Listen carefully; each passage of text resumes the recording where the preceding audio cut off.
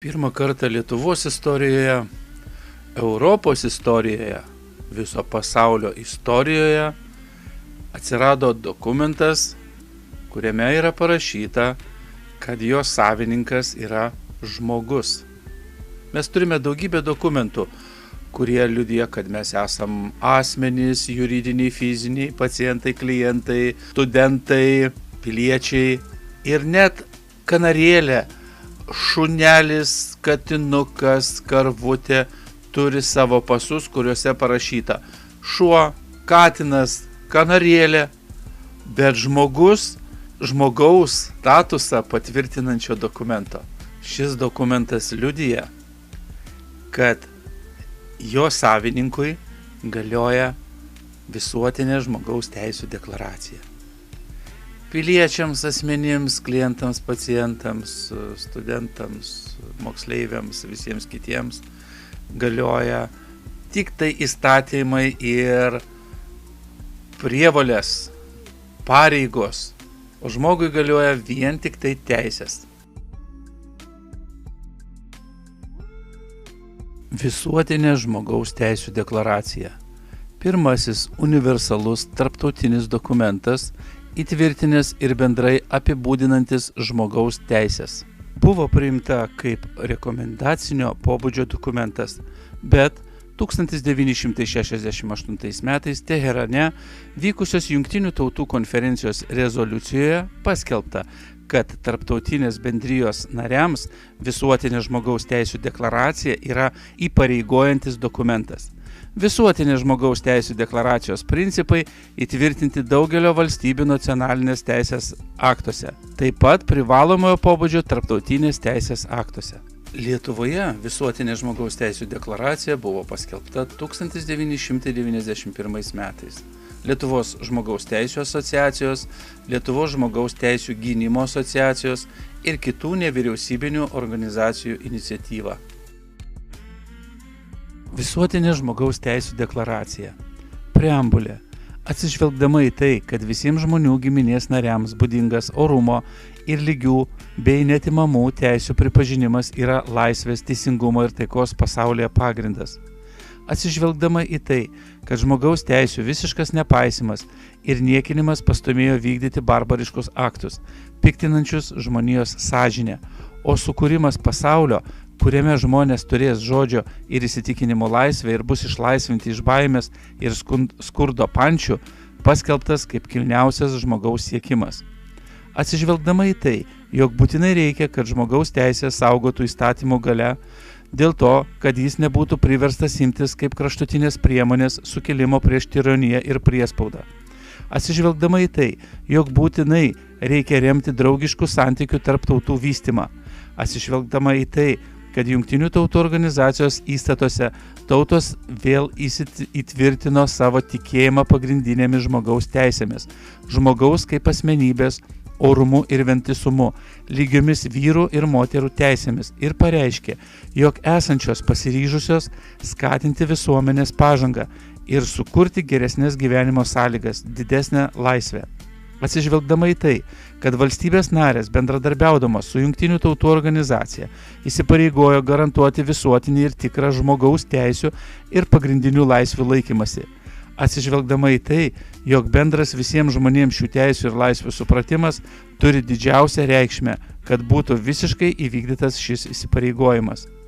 Generalinė asamblėja skelbia šią visuotinę žmogaus teisių deklaraciją kaip visuotinį idealą, kurio turi siekti visos tautos ir visos valstybės dėl to, kad kiekvienas žmogus ir kiekvienas visuomenės organas nuolat turėdami galvoj šią deklaraciją, pasitelkę švietimą ir mokslą, stengtųsi prisidėti prie to, kad šios teisės ir laisvės būtų gerbiamos ir kad būtų garantuota, imantis nacionalinių ir tarptautinių pažangių priemonių, kad jos bus visuotinai ir tikrai pripažįstamos ir taikomos tiek valstybių narių gyventojams, tiek gyventojams teritorijų esančių jų jurisdikcijoje.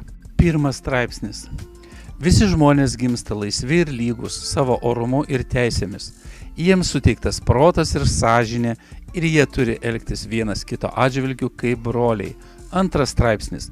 Kiekvienas žmogus gali naudotis visomis teisėmis ir laisvėmis paskelbtomis šioje deklaracijoje, be jokių skirtumų, tokių kaip rasė, odos, spalva, lytis, kalba, religija, politiniai ar kitokie įsitikinimai, nacionalinė ar socialinė kilmė, turtinė, jo gimimo ar kokia nors kitokia padėtis. Be to, neturi būti daroma jokių skirtumų remiantis šalies ar teritorijos, kuriai priklauso žmogus, politinių, teisinių ar tarptautinių statusų. Dėl to, kad ši šalis ar teritorija yra nepriklausoma, globojama, nesavavaldi ar kaip nors kitaip apribotas jos suverenitetas. Trečias straipsnis. Kiekvienas žmogus turi teisę į gyvybę, laisvę ir asmens neliečiamybę. Ketvirtas straipsnis. Niekas negali būti laikomas vergijoje ar nelaisvas, visų formų vergija ir prekyba vergais draudžiama. Penktas straipsnis. Niekas negali būti kankinamas arba žiauriai nežmoniškai žeminant jo orumą, su juo elgiamasi ir jis baudžiamas. Šeštas straipsnis. Kiekvienas žmogus, kad ir kur jis būtų, turi teisę būti pripažintas teisinių santykių subjektu. Septintas straipsnis. Visi lygūs prieš įstatymą ir turi teisę be jokio skirtumo į lygią įstatymo apsaugą. Visi turi teisę į lygią apsaugą nuo visokios diskriminacijos, pažeidžiančios šią deklaraciją ir nuo visokio kurstimo tokiai diskriminacijai. Aštuntas straipsnis. Kiekvienas žmogus turi teisę pasinaudoti kompetentingais nacionaliniais teismais savo teisėms atgauti, kai jo pagrindinės teisės pripažįstamos jam konstitucijos ar įstatymo buvo pažeistos. Devintas straipsnis. Niekas negali būti savavališkai areštuotas, suimtas ar ištrimtas. 10 straipsnis. Kiekvienas žmogus, remdamasis visišką lygybę, turi teisę į tai, kad jo bylą viešai ir teisingai išnagrinėtų nepriklausomas ir bešališkas teismas, kuris nustatytų jo teisės ir pareigas arba jam pareikšto baudžiamo kaltinimo pagrįstumą. 11 straipsnis. Kiekvienas žmogus, kaltinamas nusikaltimo padarimu, laikomas nekaltu tol, kol jo kaltumas bus nustatytas įstatymo tvarka viešo teisminio nagrinėjimo metu, kur jam bus sudaromos visos būtinos gynybos garantijos. Niekas negali būti nuteistas už veiksmus ar neveikimą, kurie jų vykdymo metu nebuvo laikomi nusikaltimais pagal valstybės vidaus įstatymus arba tarptautinę teisę. Taip pat negali būti skiriama sunkesnė bausmė už tą, kuri buvo taikoma nusikaltimo padarimo metu. 12 straipsnis. Niekas neturi patirti savavališko kišimosi į jo asmeninį ir šeimyninį gyvenimą, jo buto neliečiamybę, susirašinėjimo slaptumą, kėsinimosi į jo garbę ir orumą. Kiekvienas žmogus turi teisę į įstatymo apsaugą nuo tokio kišimosi arba tokių pasikėsinimų. 13 straipsnis. Kiekvienas žmogus turi teisę laisvai kilnotis ir laisvai pasirinkti gyvenamąją vietą kiekvienoje valstybėje. Kiekvienas žmogus turi teisę išvažiuoti iš kiekvienos šalies, įskaitant savąją ir grįžti į savo šalį. 14 straipsnis. Persekiojamas. Kiekvienas žmogus turi teisę ieškoti prieglobsčio kitose šalise ir juo naudotis. Šią teisę negali būti pasinaudota, kai persekiojamas tikrai pagrįstas padarimu kriminalinio nusikaltimo ar veiksmų prieštaraujančių Jungtinių tautų organizacijos tikslams ir principams. 15 straipsnis. Kiekvienas žmogus turi teisę į pilietybę. Niekam negali būti savavališkai atimta jo pilietybė ar teisė ją pakeisti. 16 straipsnis. Vyrai ir moteris pasiekę brandos amžių turi teisę be jokių apribojimų dėl rasės, tautybės ar religijos sudaryti santuoką ir sukurti šeimą. Jie turi lygias teisės tiek santuokos sudarimo bei jos trukmės, tiek santuokos nutraukimo metu. Santuoka gali būti sudaryta tik tada, kai susituokiantieji duoda laisvą ir visišką sutikimą. Šeima yra natūrali ir pagrindinė visuomenės ląstelė ir ji turi teisę į visuomenės ir valstybės apsaugą. 17 straipsnis. Kiekvienas žmogus turi teisę turėti nuosavybę tiek vienas, tiek kartu su kitais. Iš nieko negali būti savavališkai atimta jo nuosavybė. 18 straipsnis. Kiekvienas žmogus turi teisę į minties, sąžinės ir religijos laisvę.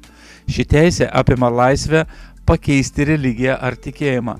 Taip pat laisvę skelbti savo religiją ar tikėjimą tiek vienam, tiek kartu su kitais, viešai ar privačiai, mokant, praktikuojant tikėjimą, laikant pamaldas bei atliekant apeigas. 19 straipsnis. Kiekvienas žmogus turi teisę į įsitikinimus ir jų reiškimo laisvę, kuri apima teisę nekliudimai laikyti savo įsitikinimų ir teisę ieškoti, gauti ir skleisti informaciją ir idėjas nepriklausomai nuo valstybių sienų ir nesvarbu, kokiomis priemonėmis jos būtų išreikštos. 20 straipsnis. Kiekvienas žmogus turi teisę į taikų susirinkimų ir asociacijų laisvę. Niekas negali būti verčiamas priklausyti kokiai nors asociacijai.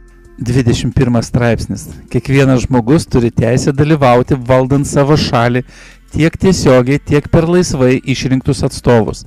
Kiekvienas žmogus turi teisę lygybės sąlygomis įstoti į savo šalies valstybinę tarnybą. Liaudės valia yra valstybinės valdžios pagrindas. Ši valia turi būti išreiškiama teisingose rinkimuose, kurie turi vykti periodiškai, kai yra visuotinė ir lygi rinkimų teisė ir slaptas balsavimas arba kitos lygiavertės procedūros, garantuojančios balsavimo laisvę. 22 straipsnis. Kiekvienas žmogus kaip visuomenės narys turi teisę į socialinį aprūpinimą, kuris skirtas būtinoms jo orumo ir laisvam asmenybės vystymuisi ekonominėmis, socialinėms ir kultūrinėms teisėms įgyvendinti, nacionalinėmis pastangomis ir per tarptautinį bendradarbiavimą ir pagal kiekvienos šalies vidinę struktūrą bei išteklius. 23 straipsnis. Kiekvienas žmogus turi teisę į darbą, į laisvą darbo pasirinkimą, į teisingas ir tinkamas darbo sąlygas ir į apsaugą nuo nedarbo. Visi žmonės be jokios diskriminacijos turi teisę į lygų apmokėjimą už lygiavertį darbą. Kiekvienas darbo žmogus turi teisę į teisingą ir patenkinamą atlyginimą, garantuojantį žmogaus orumo vertą egzistavimą jam pačiam ir jo šeimai ir papildomą, kai reikia, visomis kitomis socialinės apsaugos lėšomis. Kiekvienas žmogus turi teisę kartu su kitais steigti profesinės sąjungas ar stoti į jas savo interesams ginti.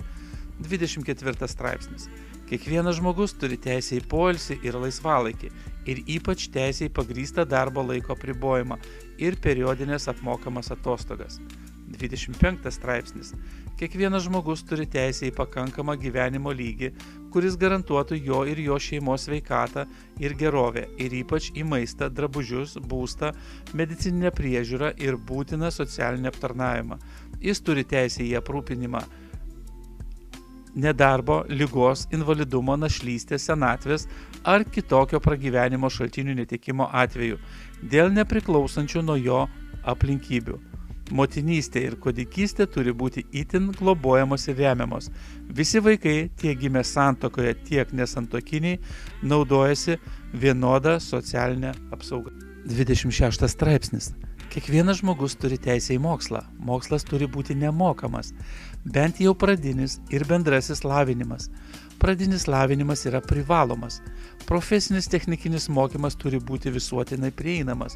Aukštasis mokslas turi būti vienodai prieinamas visiems pagal kiekvieno žmogaus sugebėjimus. Mokslas turi būti skirtas tam, kad visiškai suklestėtų žmogaus asmenybė ir kad būtų vis labiau gerbiamos žmogaus teisės ir pagrindinės laisvės.